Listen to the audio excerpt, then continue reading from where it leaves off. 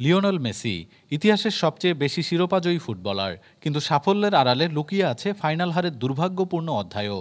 সবশেষ ২০২৫ leagues cup ফাইনালে Seattle সাউন্ডার্সের কাছে ৩-০ গোলে হেরে ক্যারিয়ারের ১৩তম ফাইনাল হারের মুখ দেখলেন এই আর্জেন্টাইন মহাতারকা। এর আগে ২০০৬ সালের উয়েফা সুপার কাপ ও ২০০৭ সালের কোপা আমেরিকায় ব্রাজিলের বিপক্ষেও ৩-০ ব্যবধানে হেরেছিলেন তিনি। এই হার মেসিকে এনে দিল ইতিহাসের সবচেয়ে বেশি ফাইনাল হারের রেকর্ড। পেছনে ফেললেন রোনালদো ও মায়েস্ট্রেরানোকে। তবু আশ্চর্যজনকভাবে এই ফাইনাল বেদনার মধ্যেই সবচেয়ে বেশি শিরোপার মালিক মেসি। মেসির ঝুলিতে এখন পর্যন্ত ৪৬টি শিরোপা, যা ফুটবল ইতিহাসের সর্বোচ্চ ফাইনালে গোলের দিকেও তিনি শীর্ষে। ৪৪ ফাইনালে করেছেন ৩৫ গোল। পেলের গোল ৩১, রোনালদোর ২৫।